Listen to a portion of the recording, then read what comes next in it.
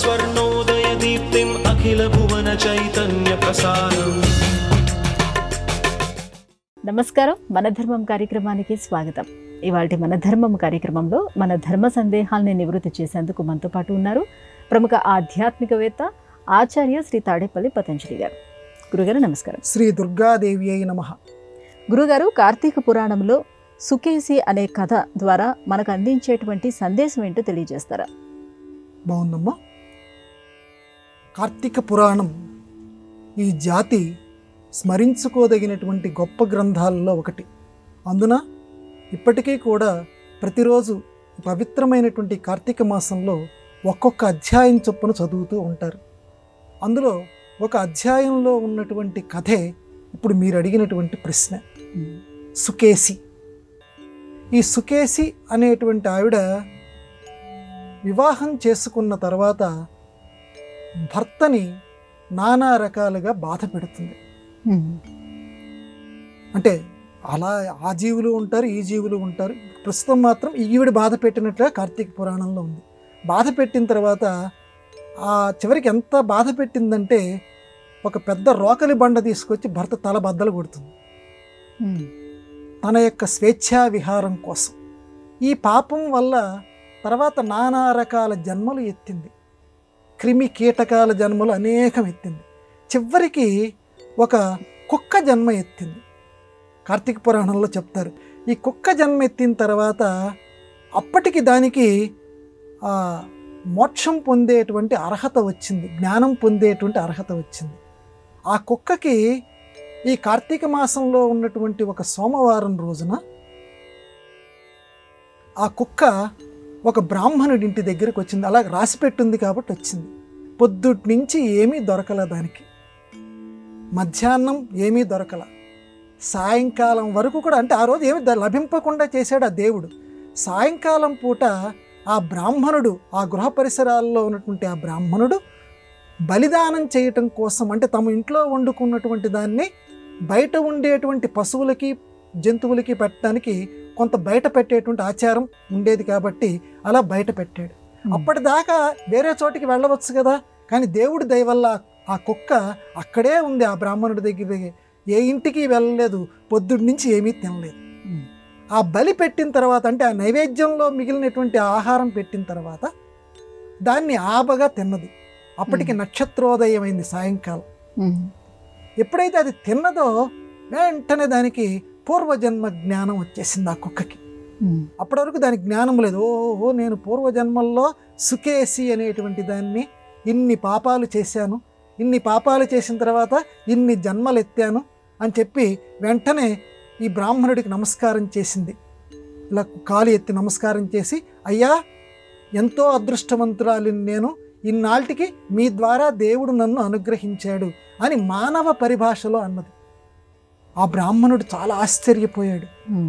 అబ్బా, నువ్వు మాట్లాడుతున్నావా, అందులో మా భాషలో మాట్లాడుతున్నావా అంటే, ఇది మీరు పెట్టినటువంటి ప్రసాదం వల్ల నేను మాట్లాడుతున్నాను, అంటే కార్తీక మాసం ఎంత గొప్పదో చెప్పటం ఇక్కడ ఉద్దేశం అని చెప్తూ, ఈరోజు మీరు చేసినటువంటి పూజ ఏదైతే ఉన్నదో ఆ పూజకు సంబంధించిన ఫలితాన్ని నాకు ధారపోస్తే నా ఈ జన్మకి సంబంధించినటువంటి మోక్షాన్ని నేను పొందుతాను, ఆ రకంగా మీరు నన్ను అనుగ్రహించండి అని ఈ సుకేసి ఆ బ్రాహ్మణుని అడిగితే, సరేనమ్మా, కార్తీక మాసంలో మిగతా అన్ని రోజులు కూడా నేను పూజ చేసుకుంటాను కదా, ఒక్కరోజు పూజ చేసిన ఫలితాన్ని నీకు అందివ్వటంలో నాకు అభ్యంతరం ఏముంది, అందులో ఒక జీవి యొక్క మోక్షానికి నేను అర్హుణ్ణి అవుతున్నానంటే నాకు చాలా సంతోషం అని చెప్పి చక్కగా ఆ రోజు చేసినటువంటి పూజ ఫలితాన్ని ఈ కుక్కకి ధార పోస్తున్నానని చెప్పి దారం అంటే ఇచ్చేస్తాడు. వెంటనే ఈ కుక్క ఆ కుక్క రూపం నుంచి విముక్తురాలై దివ్య రూపాన్ని ధరించి స్వర్గలోకానికి వెళ్ళిపోతుంది. ఇది కార్తీక పురాణంలో ఉన్నటువంటి కథ సంగ్రహంగా. ఈ కథ ద్వారా మనం తెలుసుకోవాల్సింది ఏంటంటే, ఎంతటి పాపాత్ముడైనా, ఎంత పాపాత్మురాలైనా కార్తీక మాసంలో అందున సోమవారం పూట ఉపవాసం ఉండి చక్కగా ఆ నక్షత్రోదయ సమయంలోనే భోజనం గనక చేస్తే, అంటే సాయంకాలం పూట గనక భోజనం చేస్తే శివానుగ్రహం తప్పనిసరిగా కలుగుతుంది. అది ఇక్కడ మనం గ్రహించవలసినటువంటి నీతి. ఆ రకంగా ఉండటానికి కొంతమంది అయినా ప్రయత్నం చేసేదరు గాక. గురుగారు, మనిషి యొక్క బుద్ధి దోషం వలన ప్రకృతిలో ఎటువంటి వికారాలు ఏర్పడతాయని శాస్త్రాలు హెచ్చరిస్తున్నాయి. దృష్టి దోషం అని ఒకటి ఉంది కదమ్మా, మనందరం వింటుంటాం. అంటే నరుడి చూపుకి బండరాయి అయినా పగిలిపోతుంది అని. అందువల్లే మన పెళ్ళిళ్ళలో కూడా పెళ్లి కూతురి బొగ్గ మీద చుక్క పెడతాం. ఆ రకంగానే పసిపిల్లవాడి యొక్క బొగ్గ మీద చుక్క పెడతాం. ఎందుకంటే ఇంట్లో ఉండేటువంటి వాళ్ళు పదే పదే చూసిన అబ్బాయి ఎంత బాగున్నాడో అని చూసినా సరే ఆ పిల్లవాడికి ఏదైనా దోషం వస్తుందని. చివరికి దేవుడి దగ్గర కూడా పెడతాం. అది చాలా విచిత్రం. దేవుడికి కూడా చుక్క పెడతారు. అంటే దేవుణ్ణి మానవీకరణ చేసేటువంటి ప్రయత్నం కాబట్టి దేవుణ్ణి కూడా మనలో తిరిగేటువంటి మనిషి అని అనుకొని దేవుడికి కూడా దిష్టి చుక్క అని పెడతారు. అది దృష్టి చుక్క, నిజానికి అది మామూలు వ్యవహారంలో దిష్టి చుక్క కింద మారిపోయింది. సరే, ఇంతకీ మన ప్రశ్న ఏంటంటే దోషాలు. ఈ దోషాల వల్ల, దృష్టి దోషం వల్ల ఎదుటి మనిషికి ఏ రకంగా హాని కలుగుతోందో మనం అనుభవ సిద్ధంగా తెలుస్తోందే, అలాగే మానవుల్లో కొంతమంది, అందులో పరిపాలకులు చేసేటువంటి కొన్ని తప్పిదాల వల్ల ఉత్పాతాలు సంభవిస్తాయి. కురవవలసిన వానలు కురవవలసిన సమయంలో కురవు. ఎండ కాయాల్సినటువంటి రోజుల్లో వానలు కురుస్తాయి. వానలు కురవవలసిన రోజుల్లో విపరీతమైనటువంటి ఎండలు కాస్తాయి. దీనికి భాగవతం, భారతం లాంటి గ్రంథాల్లో కారణం ఏమని చెప్పారంటే పాలకుల యొక్క దోషాలు. ఇది స్పష్టంగా చెప్పారు. పరిపాలన చేసేటువంటి వారిలో, అంటే ప్రజలని గనక ఉత్తమమైన మార్గంలో ఉంచవలసినటువంటి బాధ్యత రాజులకి సంబంధించింది, పరిపాలకులకి సంబంధించింది. వాళ్ళు ఆ రకంగా గనక ప్రజల్ని గనక పరిపాలించకపోతే, దోషాల పాలవుతూ ఉంటే ప్రజలు, ఆ దోష ఫలితం ప్రకృతి మీద ప్రసరిస్తుందట. అందువల్ల అతివృష్టి, అనావృష్టి, విపరీతంగా వానలు కురవటం, లేకపోతే అసలు వాన చుక్క లేకపోవటం, ఇట్లాంటివన్నీ కూడా దోషాల వల్ల మాత్రమే ఏర్పడుతూ ఉంటాయి. కనుక ఇది మనకి, ఈ గ్రంథం మనకి ఏం చెప్తోందంటే, మానవులమైన మనం చేసే దోషాలు ప్రకృతికి అంటుకుంటాయి కాబట్టి సాధ్యమైనంత వరకు కూడా దోషాలు చేయకుండా ప్రతి వాళ్ళం కూడా ఈ పరమ పవిత్రమైన కార్తీక మాసంలో ఇప్పటికైనా సరే మనోనిశ్చయం ఆ రకంగా నిశ్చయించుకొని ఆ శివారాధనలో ఎటువంటి దోషాలు లేకుండా ప్రతివారు ప్రవర్తించాలి. పాలకులు కూడా ప్రజలకి నయానో భయానో అలా దోషరహితంగా ప్రవర్తించేటట్లుగా వాళ్ళు చేయగలగాలి. అప్పుడు ప్రకృతి సమతుల్యత ఏర్పడుతుంది. ఎప్పుడు ఎండలు కాయాలో అప్పుడు ఎండలు కాస్తాయి, ఎప్పుడు వానలు కురవాలో అప్పుడు వానలు కురుస్తాయి. కాబట్టి ప్రకృతి దోషాలకి మానవులు గురి కాకుండా ఈ పవిత్రమైన కార్తీక మాసంలో ఆ శివకేశవులు మనకు అనుగ్రహము చూపించెదరుగాక. గురుగారు, మనం పనిచేసే చోటే దేవాలయం, మనం చేసే పనే పూజ. ఈ ఆధునిక సూక్తికి సరిపోయే భగవద్గీత శ్లోకం ఏది? మనందరికీ పరిచితమైనటువంటి ఆంగ్ల సూక్తి ఒకటి ఉంది, వర్క్ ఈజ్ వర్షిప్ అని. చేసేటువంటి పనే పూజ అని. దీనికి ఎప్పుడో చెప్పారు మన భగవద్గీతలో, యత ప్రవృత్తిర్భూతానాం ప్రవృత్తిం తమభ్యర్చ్య. అంటే స్వామిని, దేవుణ్ణి ప్రత్యేకంగా నువ్వు పూజ గదిలోకి వెళ్ళి ఈ కార్తీక మాసంలో కానీ ఇంకొక మాసంలో కానీ దేవాలయానికి వెళ్ళటం మంచిదే. ప్రతి పూట కూడా, ప్రతి నిమిషం కూడా మనం దేవాలయంలోకి అడుగు పెట్టలేకపోవచ్చు, దేవాలయంలో దేవుడి సన్నిధిలో మనం ఉండలేకపోవచ్చు, దీపం వెలిగించలేకపోవచ్చు. కానీ మనం ఇంటిలో ఉండి కూడా దేవుణ్ణి ఆరాధించవచ్చు. యత ప్రవృత్తిర్భూతానాం, యత ఈ ప్రకృతి ఏదైతే ఉన్నదో సిద్ధిం తమ అభ్యర్చ్య, అతన్ని అభ్యర్థిస్తూ, అంటే పనిని గనక నువ్వు నిష్టగా గనక చేస్తుంటే, ఆ పని మీద నువ్వు దృష్టి పెడితే, ఆ పనినే దైవమని తలిస్తే సిద్ధిం విందతి, సిద్ధిని మానవాహ విందతి, సిద్ధిని మానవులు పొందుతారు అని భగవద్గీతలో చెప్పాడు. అంటే పనిని గనక నువ్వు పూజ కింద గనక భావిస్తే ఎంత గొప్ప విషయం అమ్మా. అంటే భగవద్గీతలో ఎంత గొప్ప సందేశం మనకు అందించారు. అంటే మనం ఏదన్నా ఒక మాటలు మాట్లాడుతున్నాం, అయ్యా ఈ మాటలన్నీ కూడా నా పుష్పాలు, నేను మాట్లాడుతున్నటువంటి ప్రతి మాట కూడా దేవుడి పాదాల దగ్గర, ఆ కార్తీక మాసంలో ఆ శివకేశవుల పాదాల దగ్గర పెట్టేటువంటి పుష్పాలు. స్వామి నువ్విస్తేనే నాకు ఈ మాటలు వస్తున్నాయి, ఆ మాటలతోటే నీకు నేను పూజ చేస్తున్నాను. సిద్ధిం విందంతి మానవాహ, సిద్ధిని పొందుతాం. ఆ రకంగా కనుక చేస్తే, నువ్విచ్చేదేంట్లే మాలో సహజంగానే ఉంది, మేము మాట్లాడుకుంటాంలే అనుకుంటే ఎటువంటి ఫలితము రాదు.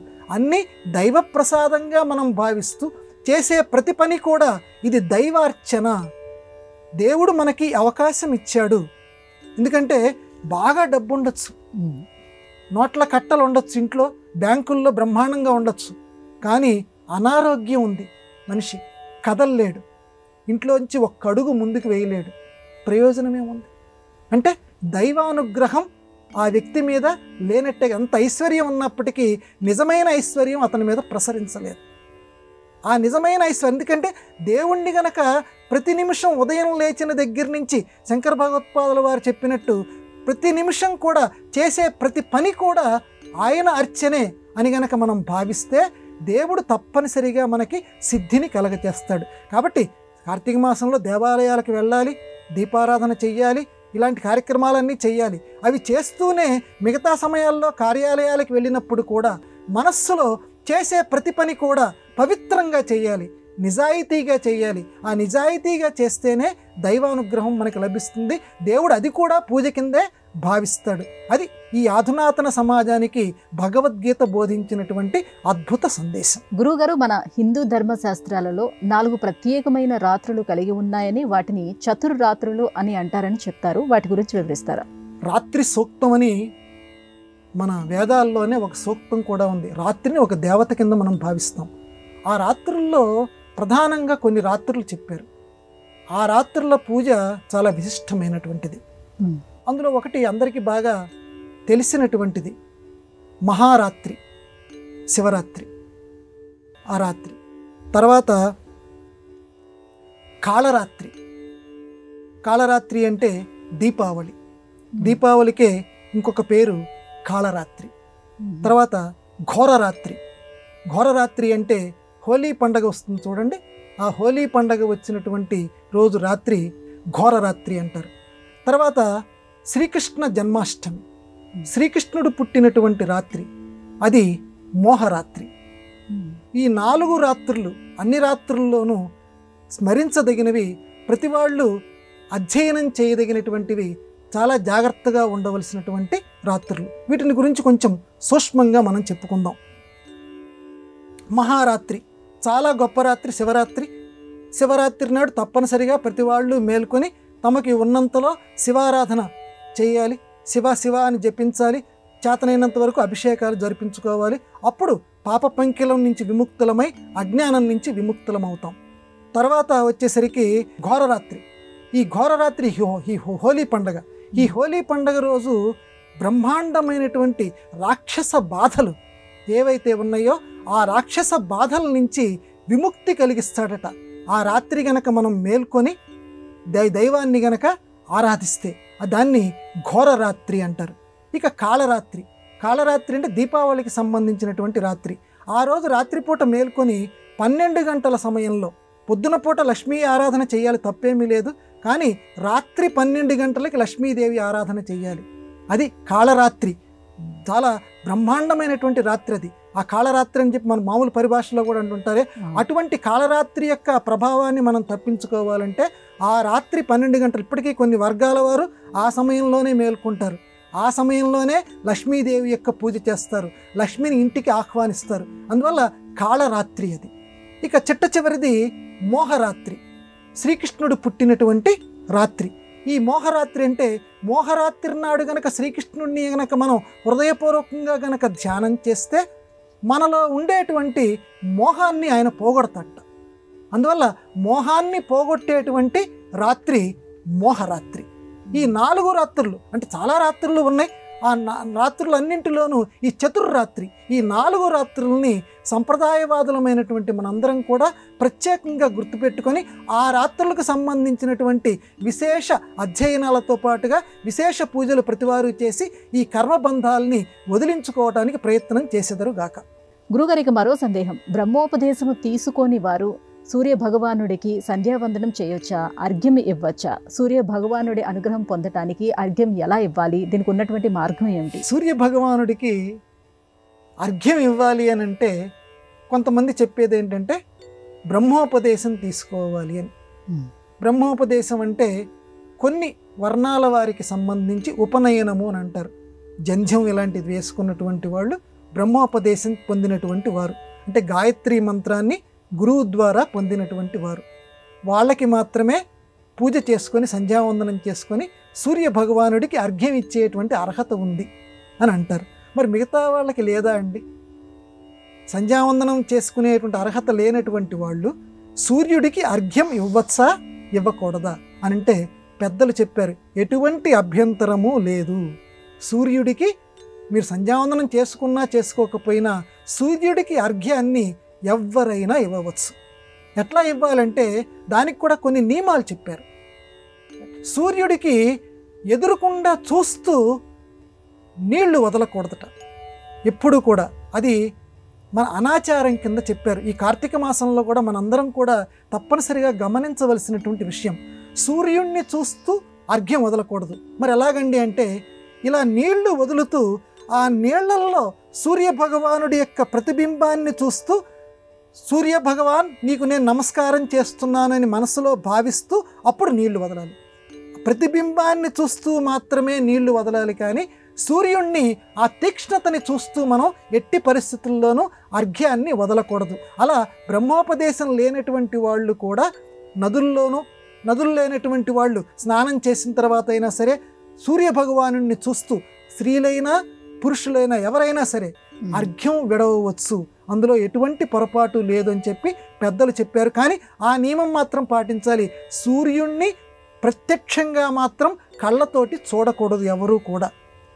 నమస్సవిత్రే జగదేక చక్షుషే జగత్ ప్రసూతి స్థితి నాసఖేతవే త్రయీమయాయ త్రిగుణాత్మకారినే విరించి నారాయణ శంకరాత్మనే.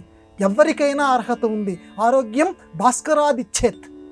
ఆరోగ్యం స్త్రీలకి పురుషులకి బాలులకి వృద్ధులకి అందరికీ అనుగ్రహించేటువంటి వాడు సూర్య భగవానుడు. అందువల్ల ఎవరైనా సూర్యుడికి నమస్కారం చేయవచ్చు. బ్రహ్మోపదేశం పొందిన వారు చేయవచ్చు, బ్రహ్మోపదేశం లేని వారు కూడా చేయవచ్చు. కాకపోతే నియమబద్ధంగా స్నానం చేసిన తర్వాత మాత్రమే అర్ఘ్యం విడవాలి. అందులోనూ స్నానం చేసి 7 గంటలు 8 కాకుండా సూర్యుడు అలా ఉదయిస్తున్నటువంటి సమయంలో చేస్తే, అప్పటికే స్నానం ముగించుకొని కనుక చేస్తే అది అత్యధికమైనటువంటి ఫలితాన్ని అందరికీ అందజేస్తుంది. ఈ కార్తీక మాసంలో పవిత్రమైన ఆ కార్యక్రమం అందరూ నిర్వహించి సత్ఫలితాలని పొందెదరుగాక. గురువుగారు, మంగళవారానికి కుజగ్రహానికి ఉన్నటువంటి సంబంధం ఏమిటి? మంగళవారం రోజున శుభ కార్యక్రమాలు చేపట్టవద్దని ఎందుకంటారు? నిజంగానే వారంలో హోరలు అని ఉంటాయి. ప్రతి వారంలో అంటే ప్రతిరోజు కూడా హోరా అంటారు. పొద్దున్న నుంచి మొదలుపెట్టి 24 హోరలు అంటారు. ఈ హోరల్లో మొట్టమొదట ఏ గ్రహం ప్రభావం ఉంటుందో దాని మీదుగా ఆ వారానికి ఆ పేరు వస్తుంది.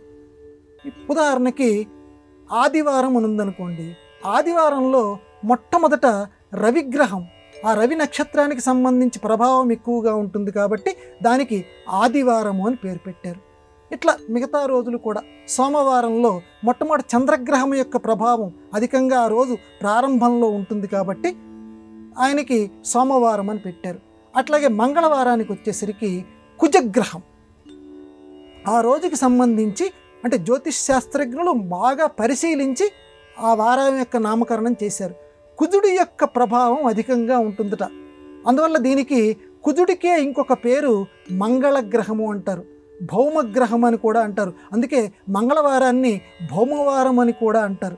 కాబట్టి కుజగ్రహానికి సంబంధించి కాబట్టి దీన్ని మంగళవారము అని అన్నారు. ఇక్కడ తమాషాగా మంగళము అని అంటే మనం ఏమనుకుంటామంటే శుభము. మరి శుభ కార్యక్రమాలు మంగళవారం నాడు చేయొద్దయ్యా అంటారు. ఎందుకని? ఇది మన ప్రశ్న. మంగళవారం మంచిదని అంటున్నారు కదా, పేరులోనే మంగళం ఉన్నది కదా అని అంటే మంగళం మంచిదే. ఇప్పుడు పరమాన్నం, లౌకిక ఉదాహరణ చెప్పుకుందాం. పరమాన్నం మంచిదే. పాయసాన్న ప్రియ లలితా సహస్రనామాల్లో అమ్మవారికి పేరు. పాయసాన్నం అంటే పరమాన్నం అంటే చాలా ఇష్టంట అమ్మవారికి. మరి పరమాన్నం చాలా ఇష్టమే కదా అని చెప్పి బాగా షుగర్ ఉన్నటువంటి వ్యక్తికి అమ్మవారికి ఇష్టంటారా పరమాన్నం అని చెప్పి వాడికి పెడుతున్నాం అనుకోండి పరమాన్నం, ఏమవుతాడో మనం ప్రత్యేకంగా చెప్పనక్కర్లా. అంటే మంచిదే, పాయసం చాలా మంచిదే, కానీ మన శరీర తత్వానికి అనుగుణంగా మాత్రమే దాన్ని ఆ తీపి పదార్థాన్ని మనం స్వీకరించాలి. షుగర్ ఇలాంటివి లేకపోతే తీసుకోవచ్చు, తప్పేమీ లేదు. అలాగే మంగళవారం చాలా మంచిదే, కొన్ని విషయాల్లో మంచిది, కొన్ని విషయాలు వద్దన్నారు. అది అంతవరకే. కానీ ప్రతి వారము కూడా చాలా మంచిది, కొన్ని విషయాల్లో మంచిది, కొన్ని విషయాల్లో మంచిది కాదు. కొందరికి మంచిది, కొందరికి మంచిది కాదు. ఆ రకంగా తీసుకోవాలి కానీ అయ్యో దీనికి మంచిది కాదన్నారని చెప్పి ఇట్లా అన్నారేమిటి మన వాళ్ళని చెప్పి మనం వెంటనే వాళ్ళని అధిక్షేపించేటువంటి ప్రయత్నం మనం చెయ్యకూడదు.